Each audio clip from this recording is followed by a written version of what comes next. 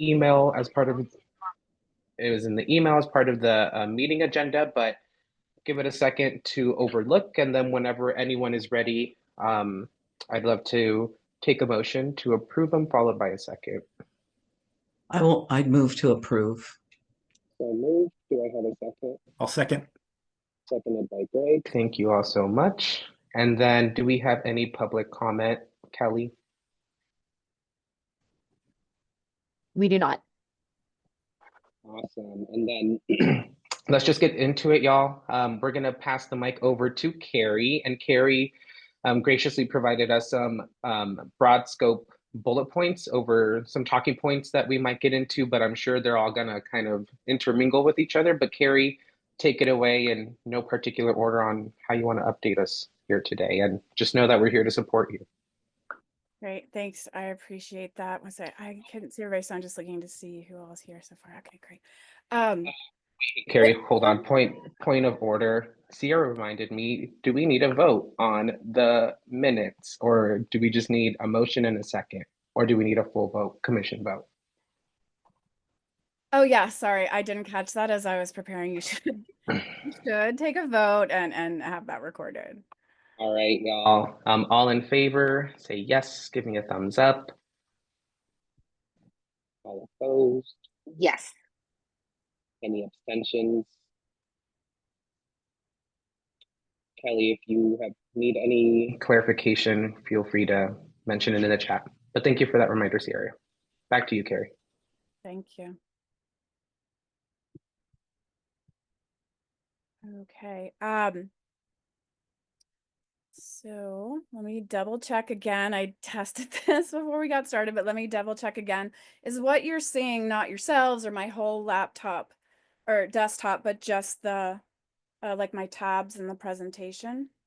Yep, we see your screen. Do you want to move forward one slide just to see if we can see the presentation advance and that it's working? Perfect. Yep. Okay. So as Daniel kind of framed this is going to really touch on you know, what happened, where we're at, the impacts of what happened, what our response has been, the national response, and then you know, kind of what's next, what we will want to think about what's next. And I want to make sure that we have time for discussion afterward too, for you all to reflect. And some of this, you know, I recapped a little bit during the Public Policy Committee, or you've seen some of my update posts that have gone out to people. Yeah, I think some new info in here for you too. And I know a lot of people weren't at some of those meetings, so I think this will really get everybody kind of caught up and on the same page of where we're at on things. So this is just effectively my report out for May. I want to, before I jump into my slides, I'm sure you all have been seeing a lot of emotions coming out about what's going on social media, and a lot of reflection. I've been reading those and keeping track of all the news articles and different things that I'm seeing, and everything is just, you know, always framed in like, this is just a really devastating thing. I mean, it's devastating what has happened, that we're seeing these cuts and these threats to AmeriCorps. But it's also, you know, I think part of like what drives us and what like brings us together, and why we're even like in these same spaces together, is because we are so you know, focused on problem solving and resilience and giving back and making a difference and rising above. And so I was you know, thinking back to the AmeriCorps pledge and these pieces of it that I know are really familiar to those of you that are alumni on this call, which is many of you, or you're a program director and you are executive director of a nonprofit that has AmeriCorps programs, so you're very familiar with leading people through this every year when they begin to serve their communities. And I was thinking about, you know, where we're kind of pulling the strength to get through this situation, and just reminded. And I just wanted to start it off with this because I'm going to give some like difficult news, but I hope I think that we're going to find some paths forward too. So I just wanted to start with that. These are pieces of the pledge that say, when we're faced with apathy, I will take action. Faced with conflict, I will seek common ground. And faced with adversity, I will persevere. So I want you to keep that in mind as we go forward. Some other things to keep in mind as I share these updates. I think some of the things as commission members, as community members, as our, you know, as people who are tasked to provide guidance and advice for us of our approach and our plan. These are some things I think to think about as I'm sharing out. So what role the commission would play in supporting service during this disruption, what should be some decisions and priorities in the coming months, what we're going to communicate or plan or how we engage, how you can best use your voice, networks, and influence to continue to support the mission and promote the values of service engagement, and really raise awareness of why this is so critical that we don't see further disruption or dismantling. And what questions could we be asking of, ourselves, our partners, and the broader landscape as we move ahead? Where should we pivot? What should we be thinking about? To get started, I'm just gonna sort of cover everything that's happened so far. Overview of events. The main pieces that we know that have happened here that have had such an impact on us have been that we received grant terminations in April for fiscal year 24 funding. So that's our current operating programs. This had an immediate impact on all of our AmeriCorps state grantees. There's a large state and nationwide response underway. Also a multi-state lawsuit that I'll give more details about later. And all of this followed which was, something I think was like the initial shock to all of us, which was to see earlier in the month of April, this mass demobilization of NCCC members across the country, with, suddenly being told like pack up and get on a plane tonight or tomorrow morning. So that was very sudden and devastating. And I think like that omen that we were worried about what was to come. Just to kind of give a rundown of what this looked like and just how quickly evolving this was, we did get notification at the very beginning of April that the Department of Governmental Efficiency, or DOGE, was out of AmeriCorps HQ. I suspected that was coming around then because I knew they had been at Peace Corps a couple of weeks before, and it was kind of in that same family of work, so assumed we would probably be following, and did get confirmation on the 8th that they had moved on to AmeriCorps. It was just the following week when suddenly there's rumors all over social media that all the campuses are closing in CCC. And this was very surprising. It was then the next day that a mass demobilization of NCCC members was confirmed. This was actually the same day that our operating grants were due. So, we're furiously entering operating grants into the system and checking social media and, putting the emergency calls that were popping up and getting invites to on the calendar. And everybody was just wondering what was going on. And then probably a couple of hours after submitting those grants, which would require people at AmeriCorps to review, our portfolio manager. And actually, I want to pause and mention that Mary Grusel, who is our senior portfolio manager at the AmeriCorps West Region office, multiple Peace Corps alumni, worked in AmeriCorps for a very long time, and is our ex officio AmeriCorps staff, federal staff appointment to this commission, has been subjected to the layoffs. And Mary, as far as I know, is not on this call. I don't consider me, but we miss Mary, and really unfortunate that she has been impacted in this way. And I hope that we see her again in this work, but just keep her in your thoughts. I know it's a difficult time for her as well. So on the 16th, a little bit after, we're submitting those grants, we started then seeing rumors of mass layoffs at AmeriCorps, and which obviously is concerning. Around I would say the 8th, we were getting a little bit of a heads up, or I would say between the 8th and the 15th, a little bit of a heads up. Like, these are some things that are called, just focusing on our concerns, or I was already beginning, just mitigation planning and whatnot at that point, and really wanting, rushing through some things that had future deadlines, but didn't want to wait.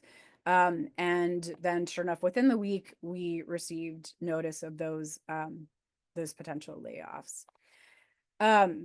So this is obviously a huge concern. This is a huge impact. We went from what was a 600 plus federal staff at AmeriCorps to around 100 staff. We learned that all of the office's regional operations were closed, that the Office of Grant Management went from 25 to 1 staff, and the department that would write the notices of funding opportunities and be supplemental to that grant management staff went from 10 to 3. And this was raising a lot of alarms for us because we know that there's a lot of pending actions right now, and that these staff are who keep things moving forward. They answer our questions, they fix grants if there's issues. They're approving amendments, they're reviewing and approving our applications for our operating grants, our formula, our competitive. They're leading our monthly calls to keep us in the loop of what's going on. There's a lot of work that they are doing and keeping moving. And so really, this is raising a lot of concerns, obviously, for the devastating impact that this could have. You think about it with these sort of reductions in staff, what does that mean? We already knew, had been given notice that with the executive order compliance and them kind of needing to rewrite everything, that notice of awards were going to be delayed. With this, how much further would those delays be, and where that really starts to, raise alarms for us and have us start thinking about the impacts is, if our grantees work with schools and have an expectation to have members in place and, oriented and trained by a school year start date, we're really starting to, cut it close as far as knowing, do we have the funding? Can they start their programs? Can they hire members, et cetera? So those are the types of things that we're all starting to, be concerned about. We also were hearing that DOJ had made requests for AmeriCorps to cancel various contracts. Handshake being one of them, which is sort of like recruitment fairs and things like that within like the higher education system. Admittedly, probably does a lot more, but I don't know a ton about that. I just know that that's how we personally interact with it. But I think it's also recruitment and engagement and things for others. Our monthly grantee calls that we for us as their grantee, not our grantee. For us being their grantee, the calls that they would host and provide guidance and just news and so forth. The annual symposium conference that normally would take place in DC in September. And then, as I was started to share earlier, the contracts of the companies who maintain the eGrant system, which is the huge grant management system, and the AmeriCorps portal, which if you are, you check in on some of the social media platforms out there, has caused so much worry and panic for AmeriCorps members because they can't get in the system and see the status of their education awards, and see results of, saying, can you pay these loans, or I'm registering for this class. And so that those systems are all now impacted and delayed and largely moving towards largely dysfunctional. Which has caused a lot of concern, and we're all sort of constantly checking in to figure out, is this just everybody's using it that day and it's slow, or is this broken? And then also some companies that provide those required evaluation services. There are grantees who have to do program evaluations as part of their application and continuation based on their type of programming and funding levels and so forth. So these are various pieces of what make it all work that we're seeing, be impacted in such a negative way. However, this entire time, and I know, Carrie, why were you surprised? All these things were starting to reveal themselves. Well, we were really surprised. Everybody was very caught off guard on the 25th because it had been very reliably communicated from reliable sources within the Help Committee, Higher Education and Labor Committee, and entities related to DOJ, that they were not seeking to terminate current funding. So, we're all aware that there's, the administration isn't a huge fan of AmeriCorps and may want to terminate future, 26 funding and da da da. But reliable sources had said there was not a plan, even the day before this happened, to terminate this funding. So this very much caught us off guard. What essentially happened is we started hearing rumors, and then eventually we did receive this email that said, it has been determined, I received the email that said, it has been determined that the award no longer effectuates agency priorities. You must immediately cease all award activities. This is a final agency action and is not administratively appealable. It's really important to note, or I guess remember that for context when we talk about the lawsuit later, is that the focus areas of AmeriCorps in which programs are operating under is approved by Congress and is in statute, and Congress has not approved a change to that statute. So those focus areas that have been approved by Congress and statute, and then the applications that are implementing activities under those program focus areas were also approved by AmeriCorps. There are also multiple appeal options in the CFR for any sort of termination. So what is said in that paragraph does not match current law, as we understand it to be documented and not updated. It also stated the program should document that the member was in addition to saying, begin, here's stuff about closing out and it said the program should document that the member was exited for compelling personal circumstances due to the agency's termination of the grant and program closure. If possible, the program should try to have the member transferred to another program. If this is not possible, the program should note in the CPC documentation, CPC standing for compelling personal circumstances, that member reassignment was not an option. So this was another thing I thought to highlight because, as essentially as it was saying, shut it down.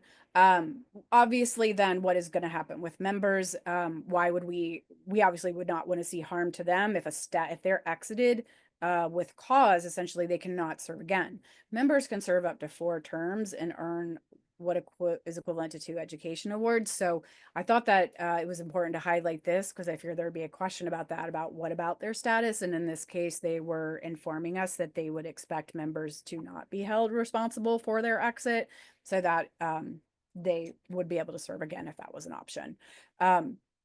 So those were parts of what our notice highlighted. So again, rapidly evolving situation. This is basically how it went down at 10 a.m. We received notice from the association that there were whispers of this happening, and there was an emergency meeting. But Washington Post had a lot of details of where a lot of others did. At 1:30, that story became available. We sort of collectively agreed over the course of 2 different calls and updates as a commission network, even though we didn't know if it was for sure true. Who those notices would go to, who was going to receive them, what they were going to say, what type of details would be in there. The last thing we wanted were for our programs to, or anybody's grantees to receive an email themselves saying your program has been terminated. And so we decided, even though lacking some details, we really need to give a heads up. And also if they receive it, like immediately let us know and so forth. And so I believe I got that out at 3:30.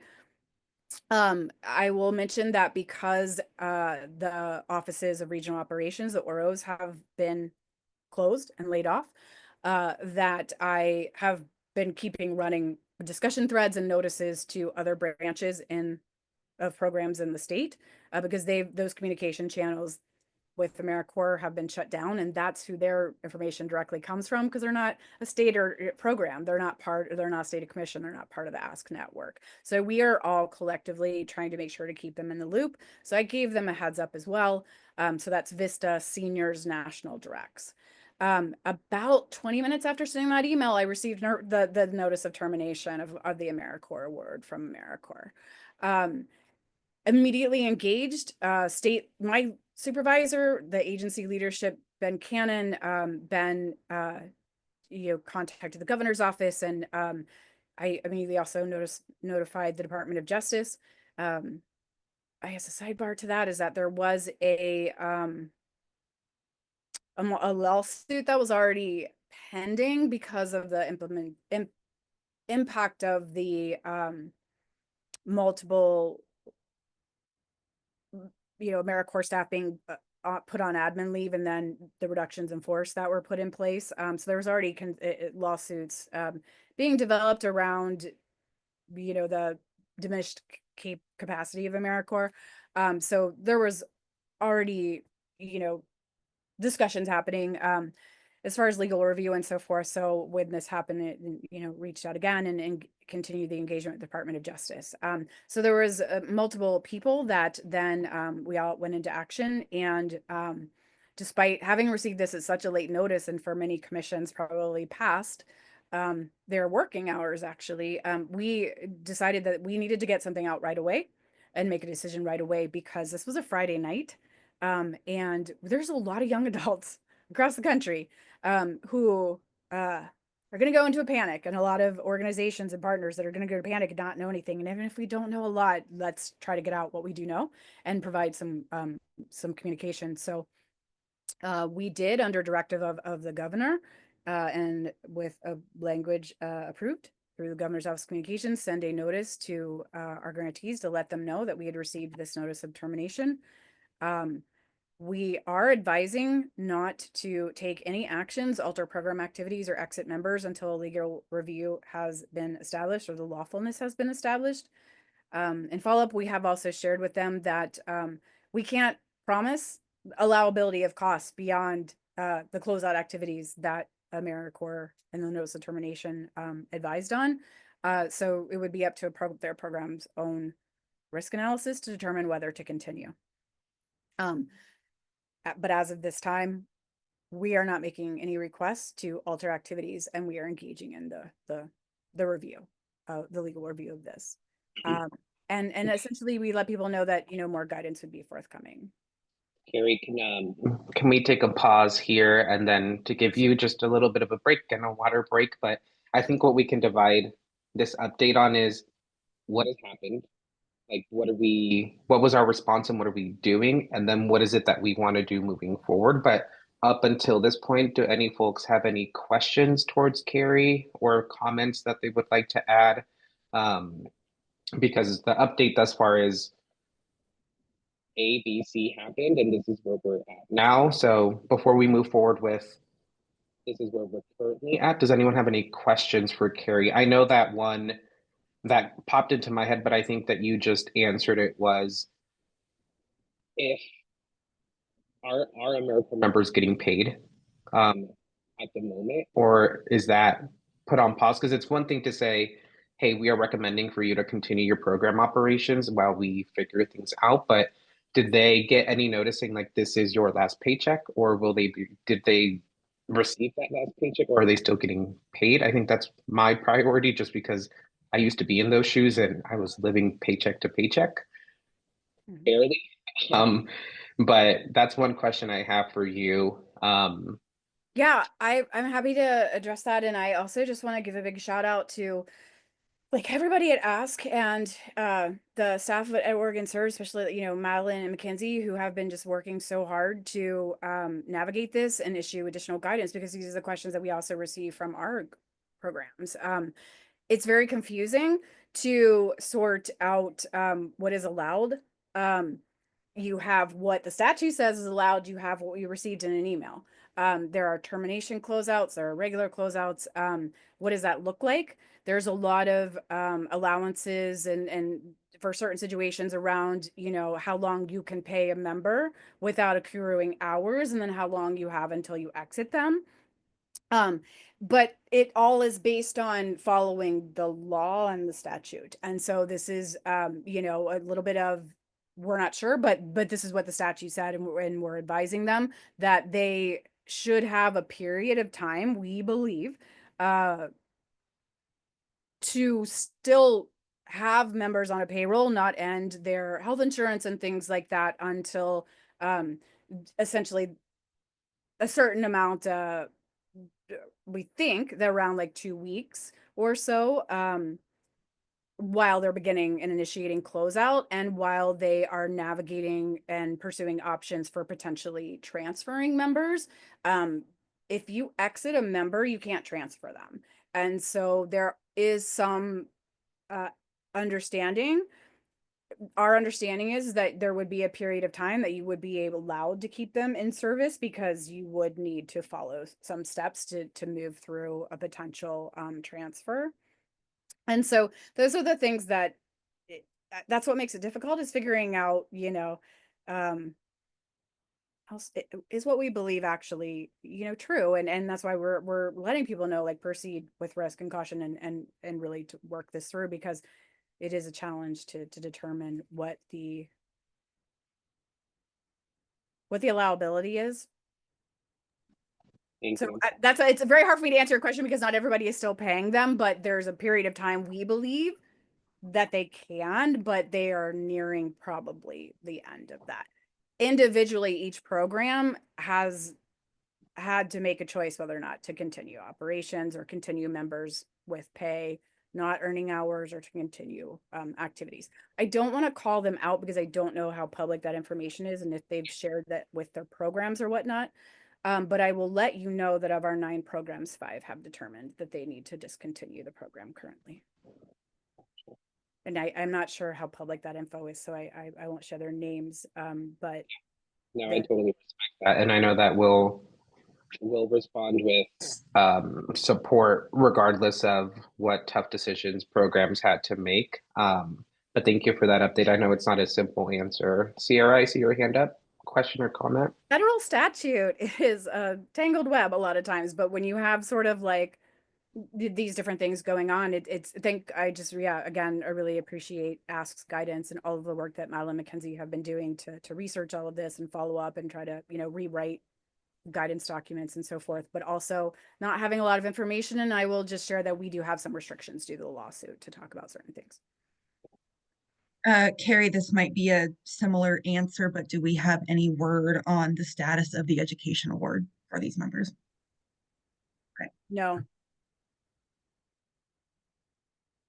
No, and that's a huge concern. The most that we know is the expectation is it likely would be prorated. But we don't have confirmation of that.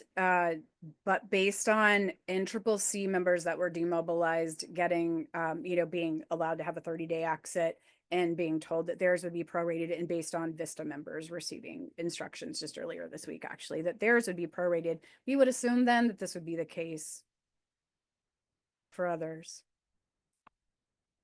And I'm gonna cover some of that. I'll go ahead and just move forward with this, but please let me know because I don't see everything in chat or hands raised or anything if there's other questions or when the next pause break should be here. Real quick, just to refresh. Okay. So we received that, we got that notice out. I was on calls all weekend, emergency calls. We were all trying to figure it out with Ask and whatnot. What we were able to get more information about, just based on everybody, sharing kind of what they had received, is that, we weren't alone. I mean, that this was a nationwide termination of grants. This shows you a little bit about the type of programming that was affected and the number of members that were affected. This hit the Day of Service mini grants, the Volunteer Generation Fund, which is both nonprofit and commission grantees, and Vista State and National and AmeriCorps Seniors. This was over 400 million in total funding that was impacted, about 1,000 plus awards overall, grant awards overall, over 32,000 members nationwide.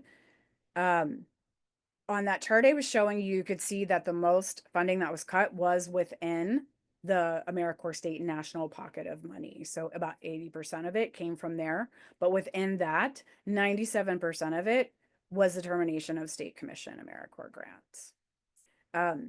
Our entire portfolio was named in the termination. And I believe there's about 15 other states whose entire portfolio was also terminated. And then quite a handful of them had all but one. There is no rhyme or reason that anybody sees. It isn't like, oh, all of this type of focus area across the board, or all of this type of grant or whatnot. There's no pattern that anyone can tell. It doesn't necessarily seem related to, which commissions, pushed back a little bit on some of the lawfulness of the other executive orders and compliance requests earlier in the year and whatnot. There's just really no pattern that has been seen. National directs and senior programs were mostly unaffected. Commission operation grants were originally included and then removed, was what we had heard. So our KIF and CSG were not on this. But this is what it looked like for us. This is how this impacted us and impacted our portfolio and our programs and the members that we were just talking about. This is every one of our formula and formula fixed grants. This is also, you'll see something called a placeholder. That is it's a function within the online grant management system where, you know, it's like a savings account or a bank account to hold some funds that you're moving somewhere else. So in this sense, it may have been where we deobligated someone, you know, unexpended so that we could within the same program year, you know, reuse it or reissue it to someone who else in the portfolio that would need it, or you know, to be able to fund planning grants, some remaining ARPA that we had a no cost extension on. So various reasons. It could be you want to fund a grant, you know, a little later in the year. So that's was sort of a holding pen for some of those funds, and so that's why you see that listed there under the HUC. So this impacted every one of our programs that serve locally and statewide. So that's 4.8 million and fiscal year 24 grant funding terminated. That's 9 program grants, the placeholder grant I mentioned, and the 6 planning grants that are not mentioned there will be impacted because some of the funding within that placeholder is part of our funding for these planning grants. So we're still figuring that out, but they're not completely untouched either. A larger number of members were serving within this program year, but it is near the end of the term. So some had exited early or so forth. But what we can account for is we think is around 153 that were currently serving. In some states, there was multiple programs of other branches that were mentioned in our state. The other 2 programs were Jesuit Volunteer Corps Northwest and Oregon Health Authority, another state agency. Oregon Health Authority has a long time run the largest VISTA program in Oregon, and they place members in various nonprofits and clinics for capacity building to provide critical public health services. They had 7 members still serving, but their funding had completed. They're actually at the end of their program year. And then I was checking in with Greg, and Greg, I don't want to give you a moment to see if there's anything you want to add. So Greg's organization on there and was concerned and reached out. And as Greg explained, their regular programming was not impacted, but their public health grant was listed, but they had already rescinded that, or returned that. They weren't finishing all 3 program years with that. And so there were no members attached. So thankfully it seems that they were mostly unscathed. Greg, did you want to share anything or just tell us how you're doing? Yeah, no, you got it exactly right, Carrie. We've had 2 grants for the last few years. One was PHA. Not many people know this, but the terms of that grant changed coming into this year, and it didn't quite line up with what we'd already set in motion with our kind of combined programming. So we've been trying to relinquish that funding since September anyway, so we didn't have any members on it. Our 70 members have been serving this current year on our other national direct grant. But the big thing for us is we were due to recompete and have been recompeting for a new 3-year grant, and obviously wondering with great concern about the future. We've already placed, we've got over 80 volunteers ready to go for next year. So it would be a big blow if we did not get a renewal of funding. Thanks, Craig. And I'm going to share a little bit about some of the funding, forecasting too later. I'm really glad to hear that you didn't have any current members impacted. I also wanted to ask Carrie, I see you're on the call. There were no seniors programs on that list, but I just wanted to see if there was a quick check-in or just how you're all doing. Report out that you might give. Yeah. What are you seeing in your network? Can you hear me? Yeah. Okay. Sorry, I am on my cell phone, so I'm on my way to another meeting that starts at noon. So, you know, I think we're just still in a place where we don't know what's going to happen. I know that none of our Oregon programs were on the list, but we're all, I think, competing for our 3rd year or to start our new 3-year cycle. And I think the concern is that we may not ever hear that we're going to get those, and they're just not going to give them. So, you know, I think we just kind of are doing what we can each day, but very cautious that we may not continue come July. We don't have a lot of hope and faith in continuing, but we're going to do what we can. At the light, turn right onto Oregon 40. Turn right. Carrie, yeah, thanks for sharing that. I think this will make you feel a little bit better. We did just notice yesterday that Ask had heard that a few RSVP programs actually did get their approval for FY25 funding. They were, as I understand it, I think they were recompetes and their no cost extensions were expiring. So that's a good sign. Nobody knew what states they were from yet. I think they were still looking into that, but we were really happy to hear that. That's a really good sign that's happening. So.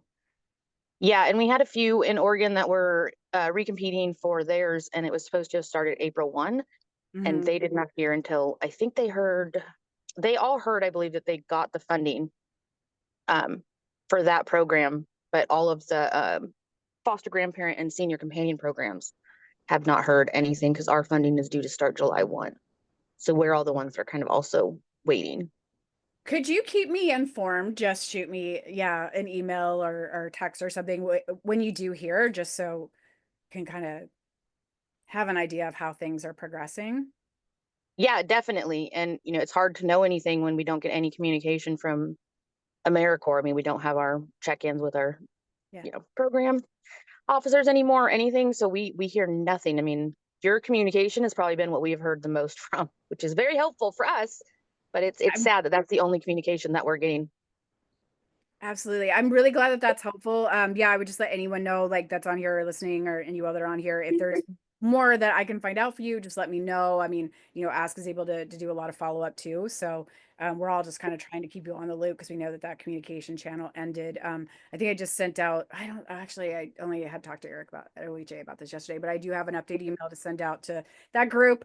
A little bit too that I believe Ask is now that the monthly grantee calls have been canceled. Ask is I think is going to actually schedule some regular update calls for national directs and seniors and vistas and others just to, kind of keep them in the loop. So. And I We would, appreciate it. Thank you. yeah, thank you, Carrie, both Carries. And I think that invitation goes for anyone on this call. I know that we are somehow all connected to programs in different ways. Some of us are just allies and supporters. Some of us work in some AmeriCorps programs. Some of us maybe just be neighbors. But I would say that if you hear anything, just let Carrie know. And then if you're directly involved in the scene, also not hearing anything, I think is a worthwhile update to tell Carrie, be like, hey, it's been 3 to 4 weeks and we've heard nothing. That's still valuable for Carrie to know so that Carrie's like, let me try to find something for you. Hopefully you don't go 4 weeks before you reach out to Carrie, but I would say anything, including silence, is worthy to uplift in this moment of time. Absolutely. Thanks for saying that. So I'll just move on really quick to sharing then, what the response was and what's been happening. We are providing regular updates and briefings to Department of Justice, to state agency and state leadership. We've hosted calls with our programs. Initially, send out some initial communications and are regularly sharing guidance documents with them. As you know, I've been posting, kind of cross-posting some of that to the Commission Base Camp, and I'm keeping kind of communications open with the other branches in the state, because we are the hub for national service in the state as a state commission to provide information and include them in some of our activities. Ask has been fantastic about regular calls, updates, guidance, just everything going on. That has been fantastic, and I share a lot of that information back. But I wanted to highlight a thing that's really important that they have done, which is established an emergency assistance fund for members. That was originally for the demobilized and CCC. Now it's open to everyone. They have a site for that. They have, I think within a few days, they were up to around like 40,000. It was a great response. Obviously, we know that more is going to be needed. This impacts a lot of people, but it's a great response. So spread the word if you can. They should be issuing soon a form for members to actually apply for emergency assistance. And on that site, you can select Oregon specifically as a designation. Originally, we were left off. Someone let me know. So we got that fixed, and we are excited to see that we're on that list. And I hope that we are seeing some donations. We also have our own emergency assistance fund, you'll recall, through Schultz Family Foundation, and it's set up on Scholar Fund. We have grant funding through them that has an age restriction. So it's like 17 to, I think it's 24, but we also have unrestricted funds, and any of the funds that are coming into the Ask Emergency Assistance Fund are also unrestricted. I think probably within the next week or so, we'll be able to issue more information about how we're going to handle requests. and publicize that and also, you know, get updates, as I said, from Ask on where that stands. There's also a lot of discussion around like what other supports, you know, can be offered. We are continuing our Life After AmeriCorps webinar series and things like that. But, you know, what more could be done? I actually just last night, there was a virtual graduation for AmeriCorps and CCC members. So, you know, along those lines, what you do as a network.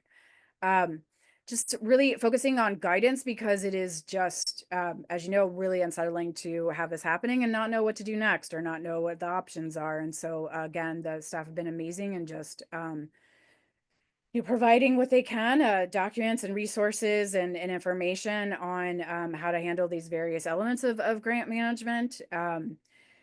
We are getting a lot of requests for interviews and whatnot. Our HAC communications director has been great in supporting us with addressing those media requests, updating a webpage for federal action so people can see various status of things that are occurring.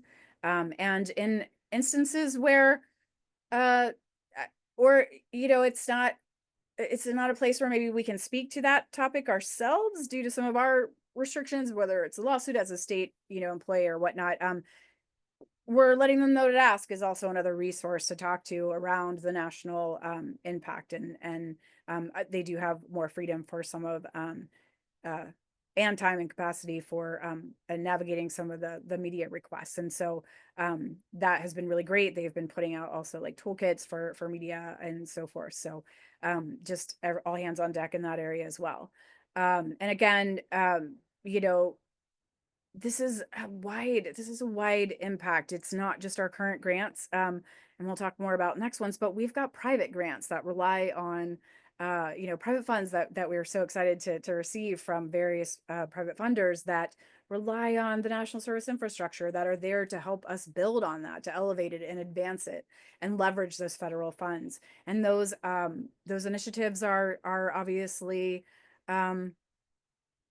you know, at risk as well. And so I've been doing a lot of like check-ins, and we've had a lot of internal communication around where would we go with that, redirect, revision that. But we've been doing a lot of check-in with them to let them know we're still committed, you know, to the original purpose. And they've been very supportive, and we've got some follow-ups next week as well to kind of see where, you know, what we do next with that. How do we, you know, take this moment and leverage that private funding and whatnot. But we've also had to be realistic and reach out and cancel some of our other engagements. I actually was quite excited about a recruitment fair I was going to be participating in a couple of weeks through the Girl Scouts, which is a Girl Scout troop for girls whose parents are currently incarcerated. And there was a really great recruitment fair event happening there. But we don't think it's prudent right now with instability of future funding and you know, the sort of knocked the confidence of programs, you know, existing for the public, that we participate in those. But definitely letting them know, like, we think we're gonna, you know, prevail through this, but we'll take a pause. But please let us know in the future. So we have had to do that, and that could end up impacting, obviously, then the next, you know, years too. So, well, there's, you know, a lot of domino effects of the impacts here. But the greatest thing that I wanted to mention around the response. Are you seeing this pop up down here for Canva? Sorry. Okay, good. It's just on my screen. Is that we did officially join the multi-state lawsuit. The lead states for this are Maryland, California, and Colorado. There are 24 states involved total. The subject of this lawsuit is the CCC demobilization, the impact to AmeriCorps' ability to operate because of the mass paid admin leave layoffs and RIFs, and then now including the termination of fiscal year 24 funds. That was just filed several days ago. They have filed for an injunction to vacate and reverse the actions, and the first hearing on that is going to be on May 19th.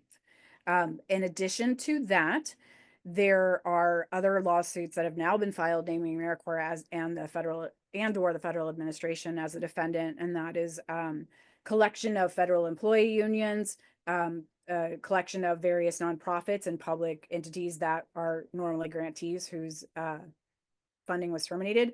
And then in Louisiana, there's an additional large AmeriCorps state national grantee that has filed individually on their own. So there's a lot of lawsuits happening. The largest one that we're involved in, although Oregon is involved with many for other items around the federal administration actions. But the largest one, and that's representing the state commissions, is this one of 24. Very interested, obviously, to see what is going to happen on the 19th, if that's going to be, a temporary injunction approved. 2 nights ago, the judge did approve an expedited, course of events, but this is what expedited looks like. There was not an immediate TRO or temporary restraining order requested, and I'm not sure why. That was a lead state decision. That would have immediately terminated or halted these actions until the hearing.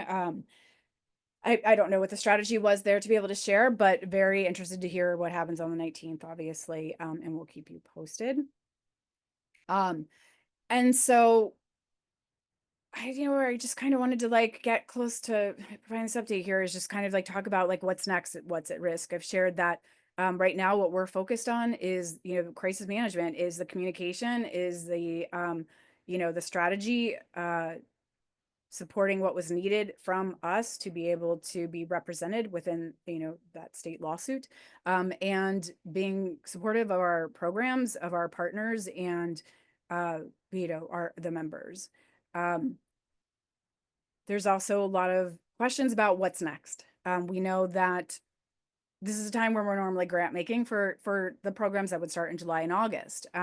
And so I wanted to share and just sort of give an idea of both what the funding outlook looks like, but also what is delayed and as part of all of this, and how this is all sort of tied together, because I think it's really confusing that it's 3 different fiscal years that are actually part of what's going on. I know I shared some of this to Basecamp and to the PERS, for some of you already saw this, but I wanted to clarify that it's that our funding that is currently providing funding for, our salaries and what was terminated, what's currently funding programs right now, was the FY24 funding. So that was what was subject to termination. That is what is obligated to us, approved by AmeriCorps, and where we have grant agreements with programs. FY25 funding was what was approved by Congress in March. Our typical continuing resolution, et cetera. That is what was approved in March, and that is the funding that would fund the programs that should start in a few months. The status of that, and what is so negatively impacted by the RIFs and whatnot, is that that's the funding that would also fund, starting July 1st, the operating grants for the commission that we just submitted on the 16th. So we would be waiting to hear about that. But it's also, we're waiting to hear about the already the states are all waiting to hear about all the already submitted competitive awards. And then also finding out how much of the FY25 we have to award our formula grants. And that, that's for those of you who participate in our grant making work group, it's that funding. And so that we don't know. We do not know right now what our state allocation would be. We don't know how much we have to award out. We don't know that we're going to get our operating grants. These are all the things that are up in the air. And this is where, again, it has a cascading effect then on the services that can be provided in the community, on the, nonprofits and other organizations that we award, to determine how they're able to, what their activities are going to be be able to sign agreements with their service sites, to be able to recruit and hire AmeriCorps members. That is all of this funding that we're talking about. It is that funding that we would be concerned about being part of the rescission package. The rescission package was due in, within the federal administration circles, that was due in last week. Congress has stated that they are going to focus instead right now on reconciliation. Discussion of the rescission package has been moved to around July or so. It is, again, that FY25 funding that was already approved in March that they would say, never mind, we're taking away approval essentially. So that is a concern. That, though, is something that I think a lot of people don't want, nationally, the strategy is not to bring a lot of attention to, because it's currently reliably we're told, and I know I earlier shared how that backfired, but or how that changed so quick. The AmeriCorps funding is not part of that. You probably also saw that there was a skinny PRB that came out, the president's high-level requested budget. It's asking for a total zero out of AmeriCorps funding. This was not a huge surprise. That happened every year in his previous term. What also happened, though, in response is that every year AmeriCorps actually received an increase in the federal budget. That's a different landscape. It's not so balanced as far as who, the control of the budget. So obviously there's a huge concern there, and we're seeing that there is indication, to want to do that again. I'm not delusional. I just really, I think that, the support is there. And I really think, not to focus too much on that right now, because there's going to be several months before the final approval of that budget would happen. There's going to be a lot of markups and reconciliation and other committee budgets coming out, but it is a concern. That, however, is not talking again about this program year. That is talking about the funding that would fund the programs that start in July or August of 2026 and serve through July, June or July of 2027. So I just want to make that clear, because I know a lot of people's reaction at first to that was thinking that that was for this fall. So I hope that helps show kind of where we're at, what we're dealing with, and the distinctions here. I would also add that as far as kind of going back to the FY25 funding delays, the other question there is not just, are we going to get that funding? Are we going to have AmeriCorps programs operating under that funding? What are they going to do if our current funding reasoning being terminated was that it no longer effectuates AmeriCorps priorities? Then I'm not sure and the focus areas have not been changed. So, obviously, I mean, that's a lot of the commission discussion, commission network discussion as well, is, well, what is approved focus areas then? Or, would it mean that the ones that were just terminated can't reapply, or is it just like that they should change something? And so these are the things that, again, it's that uneasiness of not having the answers and what to do next, that is a focus. And I'm going to try to go faster now because I'm just seeing the time, and I apologize. So I just wanted to share, there's a lot of outreach happening, obviously, and I, this is something that as commission members that you can participate in your ways that we've previously discussed. But I will share that Voices for Service has had a huge campaign to elevate the impact of service. I mean, just in the first couple of weeks of their campaign, 60,000 people use their electronic system to send letters to Congress. Ask States for Service. I know we have members here, so I'll let you receive your updates through that primarily, but they are promoting, congressional outreach, a lot of tools for that, a volunteer generation fund letter, which I think is really important to note, because AmeriCorps is not just national service. AmeriCorps funds volunteerism, and AmeriCorps funds civic engagement, our primary focus areas. And those programs are really important. Those are pathways to national service often, and for young adults is to go from volunteering into national service. A lot of tools to share stories, and it's really important, I think, for people to get that out there of what service meant to them, but also what's happening now.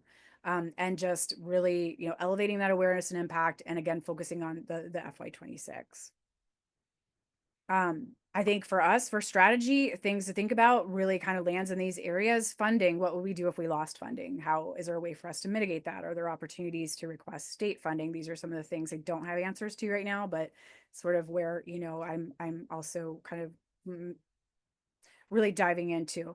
Outreach, contingency planning for the commission. If we do not receive our funding, what would happen to the commission?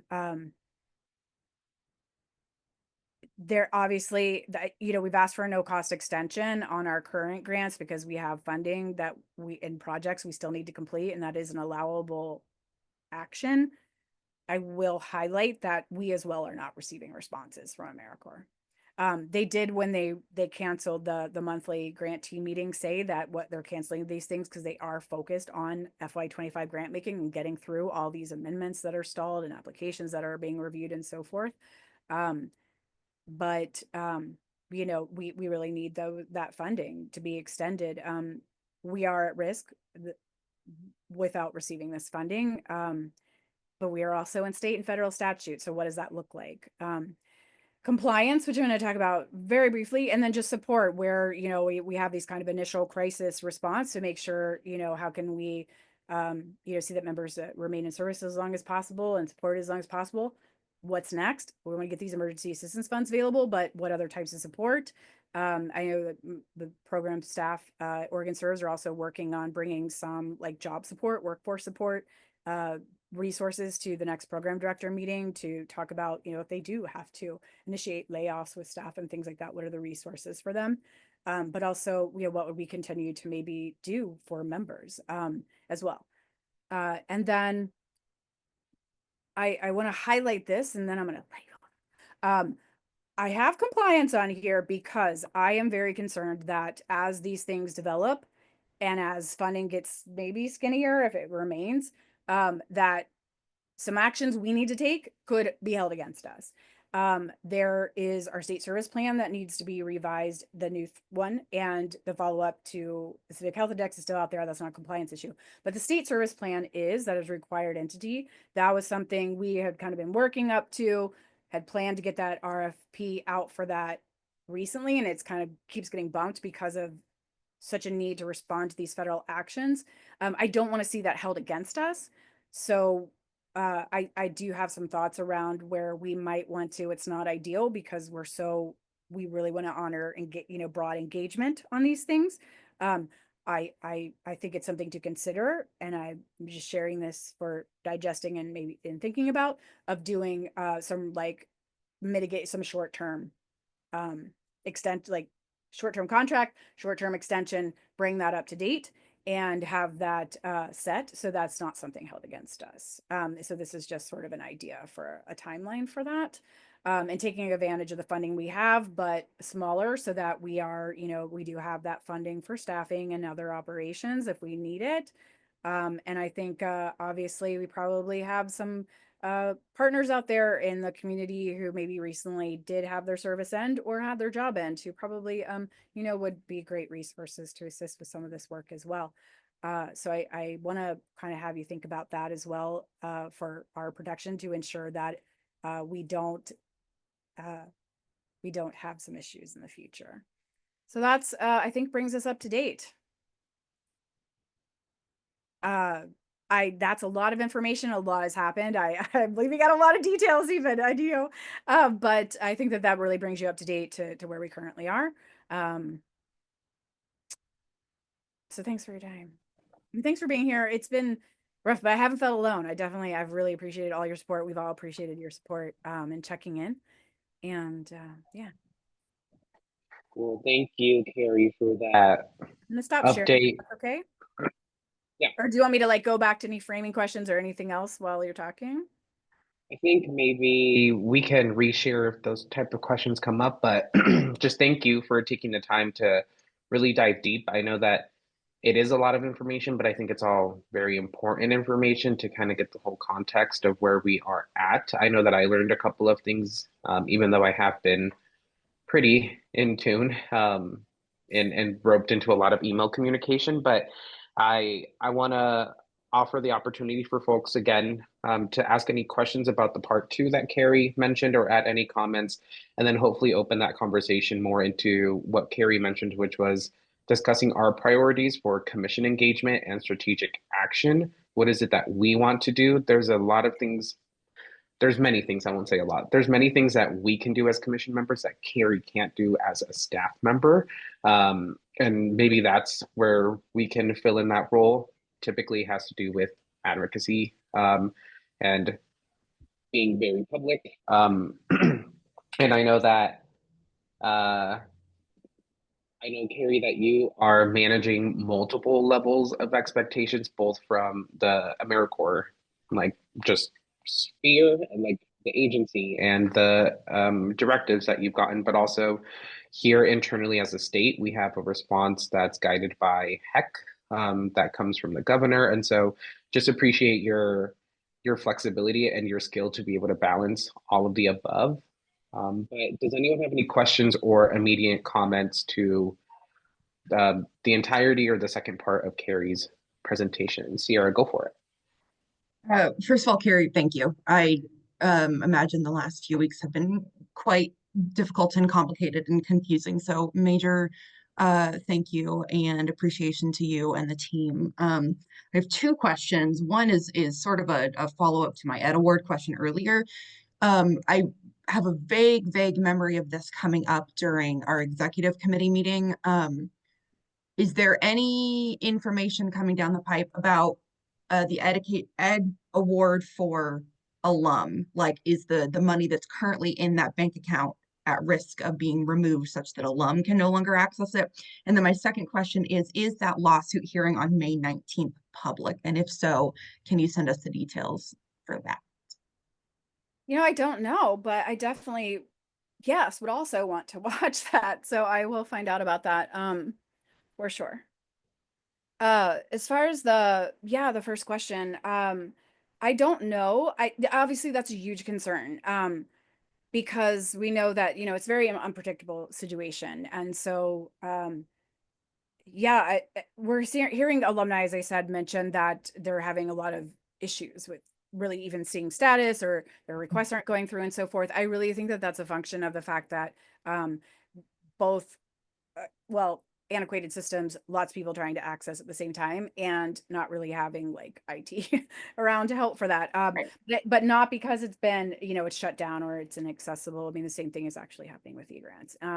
And so, So at this point, as far as we're aware, it's there's no more. indication, but I am like, I think about it and prepare for the worst, but there really is no indication. We haven't had any confirmed reports that, it's been removed. I do have that as a question though for ask when we do see that they, have like a 0 in the National Trust Right. line item. Is that about adding to it, or is that also addressing like currently what's in it? I'm not quite sure about that, and that is something I want to find out as well, which may help answer this too. Thank you. I will remind you that though in the proposed 26 budget, or no, it was like that. I think that was the 20. Was that 26 House budget that there were some programs that received funding, but then the National Trust line item was 0. And by statute, you cannot enroll a member without having the money available to provide the education award. And just for people, they don't know, National Service Trust is like the bank, that's where the Ed Award is held. And so that's almost sort of like a backdoor way to like defund. And so that's been a concern and something that we're keeping an eye on.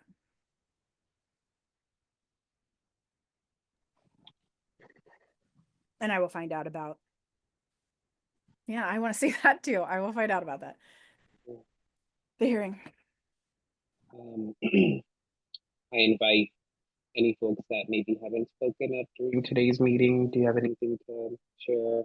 I know that we might still be processing or just brainstorming, but Greg, Jared, Susan, Craig, Shanika, anything you want to add on at And the shout out moment? to Craig. I love your interviews with alumni on LinkedIn. That was great. Yes, if I you just have finally watched the full checked video. out, I saw that the other day. What a great initiative to kind of take right now.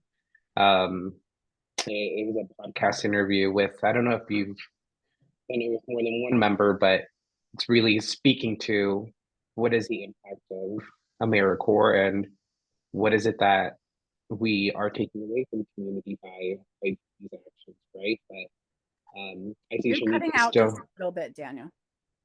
The volume, just to let you know.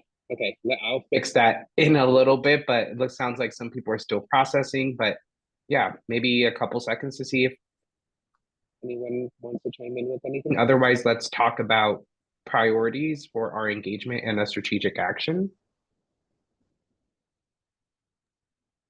I can just share a quick update. I'm pretty closely connected to the RARE program that's based here in Eugene out of the U of O, and they are trying to find a way to essentially let their members finish their term in July as planned. And right now, with the way things currently are, people would need, I've got a RARE member right now, and they would wrap up at the end of May.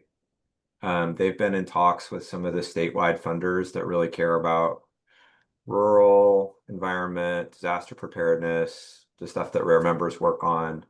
And they are feeling like there's a decent chance that they're going to be able to kind of do direct contracts with the U of O and host sites and keep people in place. So I'm sure that there's a lot of programs that are trying to find those different ways to backfill, and at least in the short term. And so if there's if there's any ways I can help with like kind of connections to private foundations, I have some of those relationships and would be happy to help with that.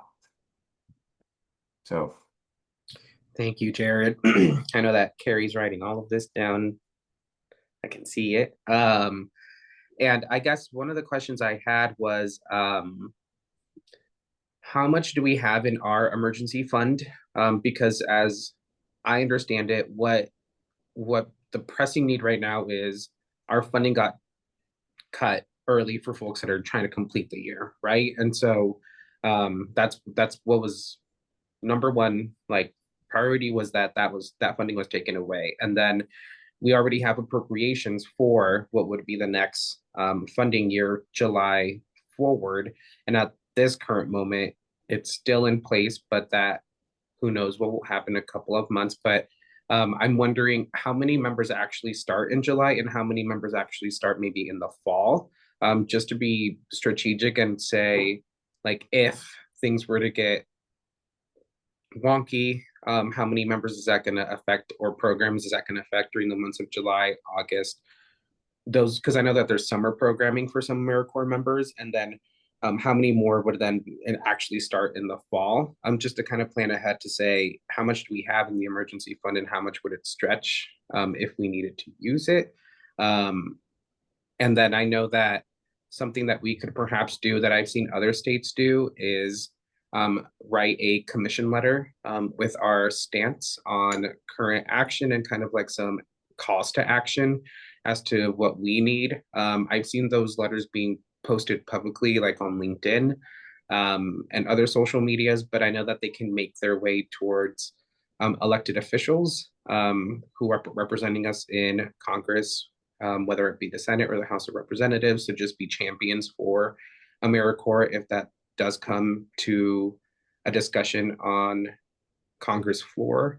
And perhaps we could also explore the idea, but maybe we should talk strategy first, if it's worthwhile to send it out as a press release through HEC. But op-eds are also an option. But I know that we, like Carrie mentioned, we don't want to call attention to some things that maybe are a little bit on the lower radar right now. So we don't want to say protect this funding one right now. It's like, well, right now it's a little secure. So do we want to call attention to it? But I know that those are some options that are coming across my head right now. Is definitely write a letter as a commission, one that we can all sign off on. And I think what we can just be strategic and kind of wrap our head around is, where does that letter end up? Is it just placed on our public platforms, such as our LinkedIn? We have one for OregonServes. Do we go and send it to our congressional delegation, which I think would be a great idea? And then do we even take it a step further and send it out via press release to get some media attention? Those are all viable options. Don't know if anyone has any experience with any of the above, or Carrie, you would actually prefer one over the other as a staff member. What would make your job not harder? I love all of those ideas, and we have a lot of tools for the commission to do those. I'm gonna address the funding thing first, but I was making notes.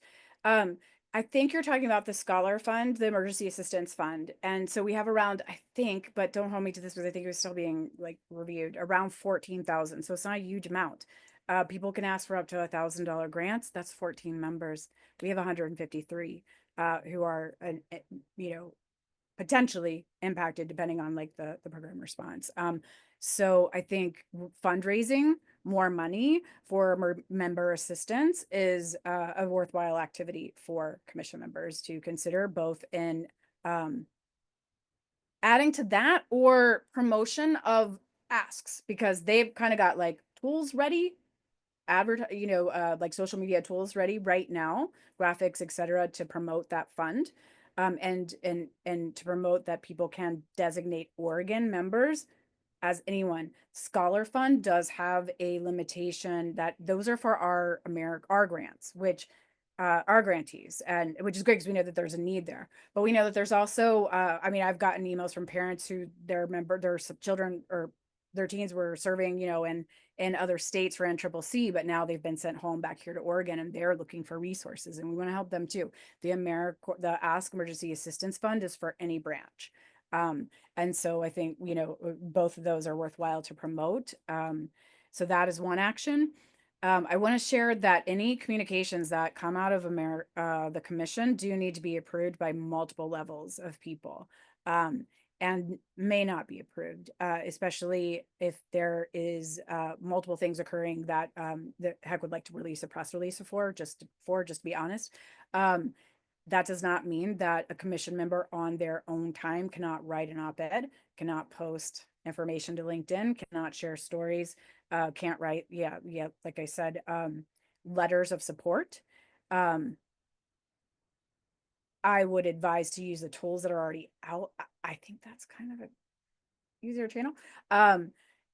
There's a lot of tools out there for support, and Ask Comms Director can provide support and is very aware of our limitations, of our role in the lawsuit, of what the state's, you know, the sort of directives are there, and is really able to provide support to ensure that we're, you know, you're getting the message out, but we're not, you know, causing any issues. Otherwise, the speed behind that is a lot different, and faster.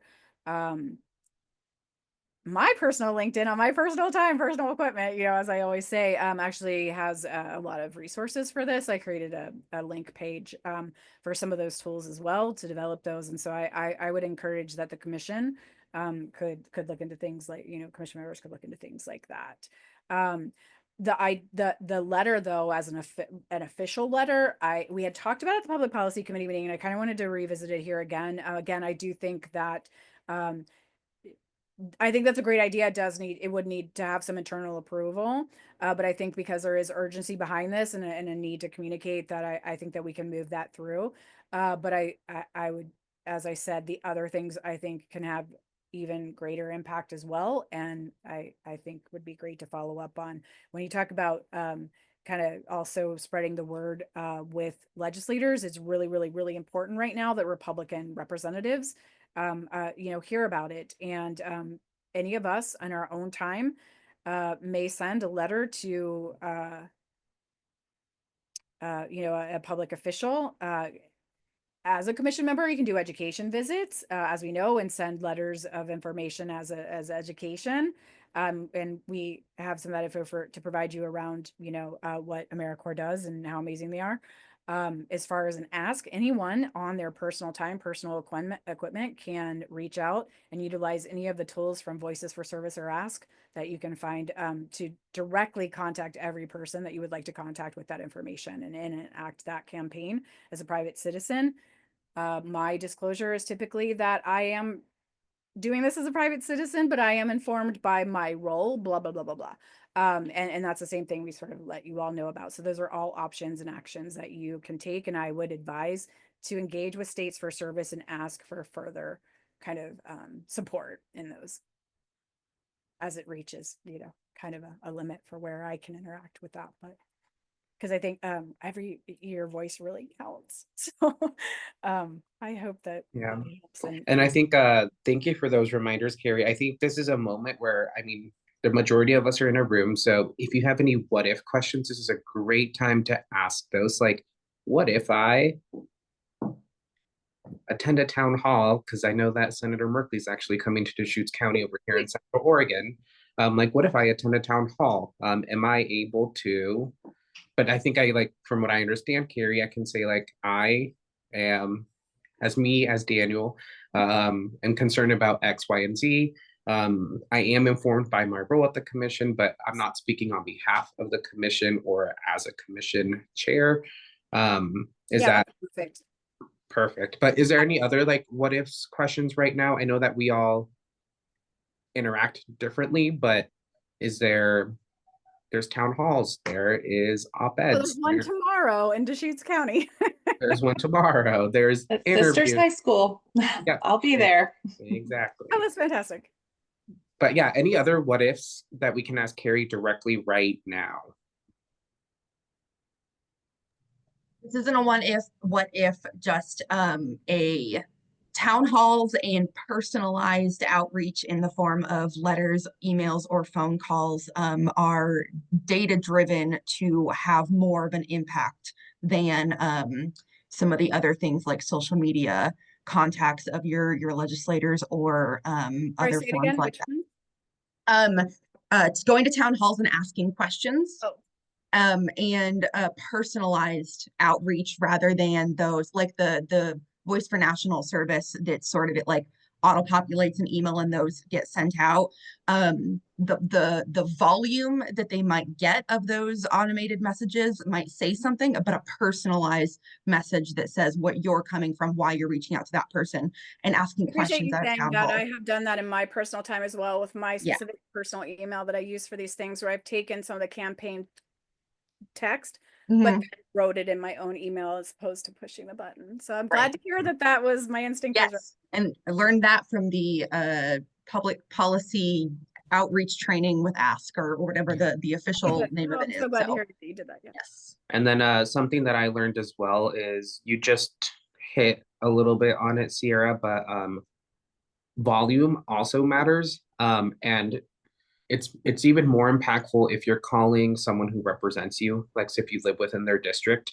But by just by trade, by history, if a constituent calls their congressperson or senator, etc., sometimes those get amplified a little bit more than like those email campaigns, but a phone call works, especially if you're a constituent, and especially if you call more than once. I had a conversation with a recent congresswoman, Congresswoman Bynum, and she says that every time someone calls about blank, a tally is added. And so by the time that they have their all staff meetings, they say, hey, 20 people have called about the same thing just today. That's a data report that is given to them. And so if you are to choose an endeavor, put 15 minutes in your calendar every Friday if you would like, and call them or call them every day. I'm Daniel, gonna Merkley is with Bynum in Deschutes County tomorrow. So how many tallies does a personal visit get? Because Susan's going, and if you go, there you go. But I think that we times can do 5. this together. And Yeah. I know that we are, it'd be awesome if we weren't so tied down, so that we could also pass on the word to our AmeriCorps members who are the ones that are being directly affected. But as Carrie mentioned, Ask or States for Service has pre-created a lot of material that we can definitely share in an ethical manner with the regulations that we are bound by. But if you know a program as an individual person who loves AmeriCorps, definitely start sharing those around. But I think just to start wrapping us up, because I see time, I think for recap and next steps is it's just really recommended for you all to engage with the materials that have already been put out there, either with States for Service, Ask, Voices for Change. Is that the name of the organization? Voices for Service. Carrie's uploaded a lot of things into AmeriCorps Basecamp. Allowably, the things that I'm allowed. Yes. Yes, and things to keep us informed so that when we are reaching out, we are most up to date with the information that we are able. And I think what it sounds like, I think it would be a worthwhile endeavor for Sierra and I to start a letter, a draft letter. Heidi will get looped in once she's fully back online. But if it's going to be a long process, let's get started ASAP. So we'll draft a letter, start circulating it among the commission to get final approval and send it off to the hopefully not too long process through HEC. And we will take the recommendations you mentioned, Carrie, which is already using material that's pre-created so that it's language that's not coming from scratch. And we will engage with some folks who might do this for a living so they know how to do it. But I think we'll do that in the background, loop the rest of the commission in when appropriate so that we can just keep moving forward. And in that meantime, let's not lose any time and continue doing what we can in our own individual capacity as just citizens that are concerned about AmeriCorps. But did I miss anything? And Carrie, I see your hand up, so go for it. I just wanted to quickly just provide some guidance as well on not creating serial communication that is at a quorum level of the commission. So it might serve better as executive committee members to maybe ask, staying under quorum, like ask for like one other commission member to like assist, or just, you know, working together yourselves. And then you would be able to bring that back, say at like executive committee or something, which is soon to be approved, just so that you don't have a quorum level of email communication amongst the members, which then would be in violation of public meeting laws. It's that thing that, you know, we recently have learned about. So I would just advise to keep that in mind. And yeah, I appreciate that. I think that's a great effort. And I would like to talk further eventually as well around fundraising and awareness there. And then Kelly, could you speak on that a little bit more? If we were, for example, to ask a full commission for a vote on a final letter, and also in that process say, we are accepting amendments before we take this vote, even though it's all email communication, does it still apply that we have to give a 1 week notice to a public meeting since it would be beyond quorum? Or how would that work if it's all email communication? Well, if you all just did email communication, like say 2 or 3 of you, and then you would just let me know that it needs to go on an agenda of a public meeting for approval. And you could bring that, it would be part of, you know, either, I guess you would need full commission approval, I suppose. Yeah, I guess my question is, what if, yeah, it's part of the notice, 4-day notice.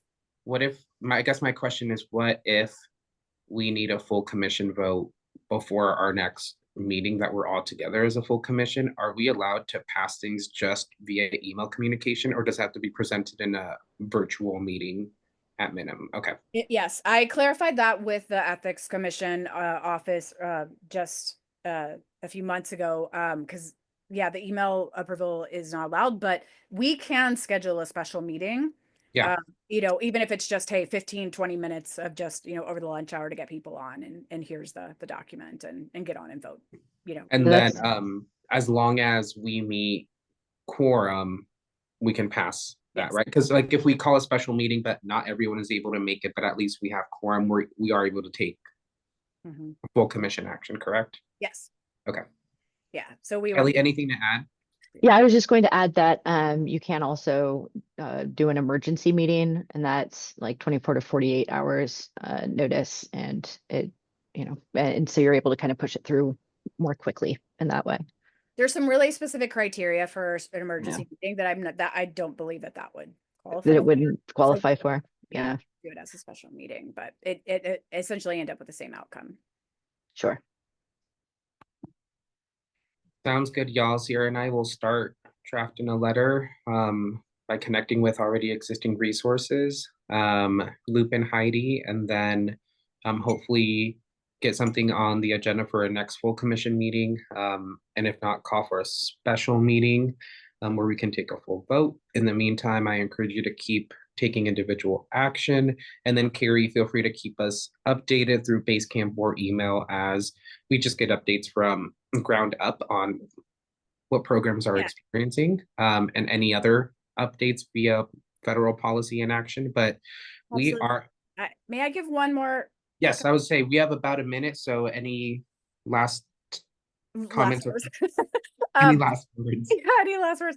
I wanted to quickly share that that we did have our first meeting for the membership and commission development committee. Thank you to Jared and Carrie for participating in that. I have some actions to follow up on that sort of got bumped because of the lawsuit and so forth and the termination, but we'll be doing that. And one of the things that we want to make sure we do is to get some recruitment going and be able to get some of these applications that are due in I think like the beginning of June and due into the appointments office are picks by I think the end of June, so that we can have September appointments. And again, that's another compliance issue, and I just want to make sure we're meeting that. We could use some more help though, so if anybody, even temporarily, would like to serve on this committee, please reach out. We're also looking for somebody that would be willing to chair, which essentially means, you know, help move the meeting along. We do a lot of the agenda development support and the material support, but you help move that agenda along and then participate in our brief executive committee meeting meetings every other month for a report out.